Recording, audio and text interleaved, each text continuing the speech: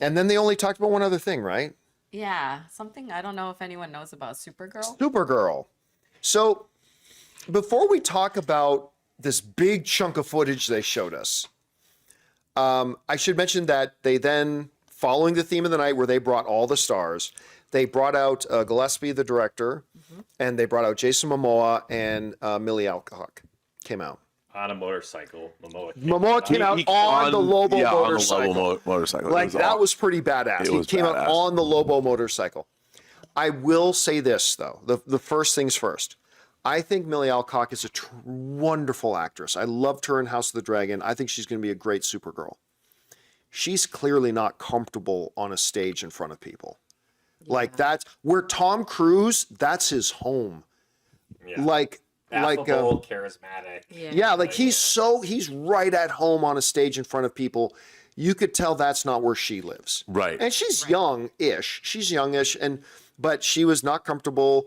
She was, doing the best she could, but you could tell she's not comfortable, and that was obvious. And that's fine. I don't need her to be comfortable on a stage. I just need her to be good in front of a camera. Jason Momoa is pretty comfortable, though. Jason Momoa is pretty damn comfortable in front of an audience. Well, it seemed like Jason Momoa was going to be comfortable talking about Lobo for the last 20 years. Yeah. So, it didn't even matter. And by the end of the panel, they've now slated the Aquaman Lobo crossover. Well, movie. yeah, because Peter asked That's gonna get Jason Momoa, he goes, well, here, Jason, here's a question everybody wants to ask. Who'd win in a fight, Lobo or Aquaman? He goes, I think the two of them would look at each other and say, that's a cool dude, and have 100 beers. It's like, and then Peter Safran goes, coming in 2032, Aquaman and Lobo. So that was funny. Okay, so they show us a continuation of what we see in the trailer, where in the trailer we see Kara Zor-El, aka Supergirl, sitting at an intergalactic bus stop,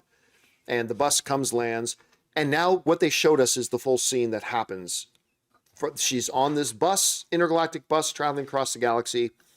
The bus gets attacked by tech pirates, who board the bus, and through some dialogue on the ship, we found out they're there to kind of pillage all the stuff, rob everybody on there, and then leave them stranded in space. And the problem is they're not really they're not in a direct line of sight to a yellow sun. So a fight ensues in which Kara's kind of getting her ass kicked a bit. She gets blown out in airlock. But little did the space pirates know that by blowing her out the airlock, she was going to put them beyond the crest of the planet and be in a direct line of sight to a yellow sun, to which she then comes back and starts kicking serious ass. I have been very excited for this Supergirl movie. I was underwhelmed by the scene. I will say this, though. The scene got better. Like the first half of it where it's just on the bus and she gets into a fight and she's kind of getting her ass kicked and stuff like that. I found all that dreadfully dull, uninteresting, and it felt like it felt CW to me. And not in the good CW way, but like the lame CW way. And now, later, once she gets blown out the airlock and she becomes the Kryptonian, pretty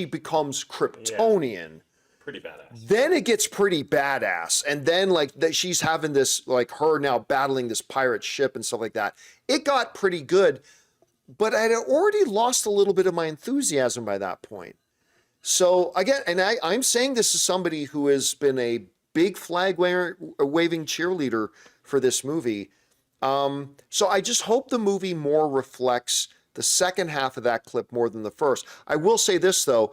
After they showed us that full scene, they went into another, 2 or 3 minute long montage of the movie. That looked great. Yeah. The montage they then showed after that scene was great. So I hope the movie's going to end up being more like that. So I'll say I'm coming out of this presentation without my needle being moved, because there was a lot of stuff that just felt out of place, and then a bunch of stuff that was great. So I'm going to say it didn't make me more excited for it. I don't know. What did you think? I kind of felt like you did. My problem with the whole scene was it was relying on tropes that were very familiar. Like, okay, here's a bus full of aliens. And so we've got these wacky alien customs and things that we've seen. It wasn't it was redolent of stuff we've already seen, not just in Guardians, but in a lot of other Mos Eisley even. And Yeah. and I felt the idea of an intergalactic bus service I loved. But what I didn't think was very good was the aliens on that bus weren't very clever. It felt like they'd come generically from a bunch of other different movies. And there was nothing like I didn't feel that I was seeing something that was unique to this film. For sure. You know, and I'm like, if she has to call up an alien bus service, I wanted to get more of a sense. The aliens, it's such a weird thing to say, but they were generic aliens with just generic alien I don't faces. agree. I I thought the aliens all looked pretty interesting. I thought they were boring and they didn't have any purpose. But I thought that's they my looked really problem. good. It's not that the looks. It wasn't so much the look. It's that I wanted to get a personality. But that's not their role in the scene. But I don't know. But but at first it is, because at first it's world building. There's a bus that picks up people on planets. She's waiting at a bus stop. It comes on, and then I wanted, and it was just, it then became comedic. I wanted, if this seems weird, you need to convince me that those aliens are real, that they're going someplace they need to go to. There's a reason why they're on this bus, and it felt contrived. Is that weird to say? I'll be honest with you. I think you're reading way more into it because I think the aliens on the bus were just literally background setting. I don't think they're meant to have a purpose. But the whole thing, though, it's still world building because you're building the DC universe. The fact that the DC universe has a bus system that takes aliens to and fro, this is important because you can use it to think other. it is. But no, because the thing is, And I didn't like the scene. look, hang on. Bus pass It's that a you need to no, get on but- the bus. Yes. How much did the bus cost? I'm with Rob. But no, but what you're now telling us that there is a bus system in the DC universe, which means in other movies they can use this. There are buses. And I want to know who takes these buses and why. Because we now know that Supergirl uses it. So who else uses it? And what are they using it for? Are they taking it to work? What are these aliens doing? None of that serves the story. But the thing is, it's all world building because this is just a But you perfunctory can get action lost in scene. world building. You can get deviated from the point in your world building. I'll say what interests me about, because I agree with Campea in that the tone was interesting, but what I'm most fascinated about with Supergirl is the perspective of somebody more intimately familiar with the destruction of Krypton. Right. And this depression and like disassociation and like what this young woman is going through, like having been more present for that versus like Kal-El. And she is so like fucked up because how could that not fuck you up as a person? And so it tonally, I'm really interested the disaffection that she has, and it is maybe a little bit boring or a little bit underwhelming. Like she's just whatever, she's just taking this bus and she's going to this place. But I am so fascinated about where they take this character in the movie from somebody that was so disaffected, and how does that merge or cross over with Superman and his hopefulness, because she's like he sees people the way like whatever he hopes they are. I'm misquoting now. You know, I see them as He they sees are. he sees the best in people. I see the truth. Yeah, exactly. It's a great line. But okay. My favorite thing about the bus, the bus driver, assistant bus driver. had an alien bus friend. He And was great. I was like, He was great. That's what I mean, because I'm thinking, if you think about planes, trains, and automobiles, I needed the John Candy of the bus, or the Norm from Cheers, the person like there's got to be somebody that takes the bus every day to go to work. Somebody like that, and just some weird, like she just sits and like if she knew him, The key, and if she knew him, like it just make it a weird. There's a give great me line. more. There's a great line in it where Kara has figured out that they're close to a yellow sun, and she wants to get the bus they're on, because remember, they're now under siege by the pirates, who have now boarded the bus and kind of in control, and she wants the bus driver to get them around the precipice of the planet so they can be in direct line. She goes, "Get me in front of the yellow sun."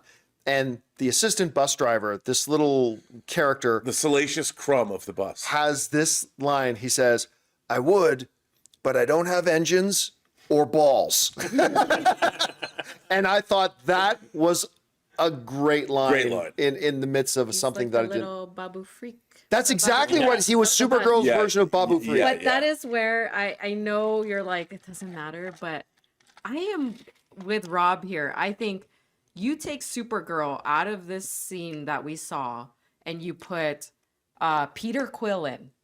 You put any of the Guardians characters in, and it feels like the same movie. And so to me, I also saw, I think what you were saying, which is they didn't make it distinct enough for Supergirl and her universe for me to Yes. feel like I was in a different place. By the way, if Peter Quill was on that bus and they never said a word, it would have been amazing. He's just on the, Staying on the Yeah. bus. on the bus. Yeah. And, Listen and to they don't music or say a word. sure. Like James Gunn could have said, "Hey, just be on the bus. Yeah. You don't have to say a word. And we'll put you in some kind of leather." I would have been like, that's it. Because he would have known there's also an intergalactic bus. That he Yeah, needed to go somewhere. and I don't think they would have wasted screen time of a movie getting into But you don't have to. where are these characters going? Super bus of tomorrow. Yeah, the super bus of tomorrow. Anyway, like the bottom line for me though is I was a little bit underwhelmed. Same. I did love the montage, but I was hoping to be blown away a little bit more. And I was especially hopeful because they showed us Clayface first. I'm like, oh my God, if this is Clayface, I can't wait to see what they're going to show us for Supergirl. And Yeah, that was also Clayface was so impressive that by the time Yeah. they get to Supergirl and kind of we'd seen those is it scenes weird that I'm before. now looking forward to Clayface more than I'm looking forward to Supergirl? No. Not weird. That was awesome No, footage. it was awesome. I'm looking forward to both equally, and I think the interest that I have for Supergirl is mainly for this perpendicular like life experience to what I saw with Superman. But- and how does this other Kryptonian like evolve? Like, what is her struggle? Because her exposure was different. She watched her world die. Yeah, Clark never exactly. did. I want to see a Clark never saw it Kryptonian die. that experienced that's now here, that has some overlap with Superman. And how does she? What is her character arc in this movie? Does she teeter and merge into that hopefulness of Kal-El? Yeah. Does she still kind of stay cynical? Like, how does she evolve in this process? And we know it's going to be like her and her dog, and Crypto, and like I don't know. Like, I think this might have been like a slightly underwhelming scene to pick. Yeah. But like where her character could go in this movie is so fascinating and interesting. Now we need to move on to we're spending a lot of time on this, but I will just end on this. Like the comparison with Clayface. What I now need to know is, does Clayface take a bus at any time? That's the question. Okay. Anyway, Wait, there's one more thing. What I thought okay, was but quickly, we got to real move quickly, the fact that she had to learn to speak different alien languages. Very cool. on. Oh, Millie Alcock. I thought that was really cool. So she had to learn how to speak old Kryptonian. She learned to speak Kryptonian. Like Craig six Gillespie languages. says, she learned 6 languages, and that she did entire scenes in That this really other interested me. language while emoting the emotions that she's carrying. He said there's this one scene in particular where she's got a scene with her father, and the whole scene is done in Kryptonian. And he says she speaks Kryptonian the whole scene. See, I would have liked and to it have seen that emotionally scene. I 100% agree. That would have been a much I better mean, thing I know they had show to give us this generic kind of action scene, but I would like to have seen more of the. Yes. 100% yes. Anyway,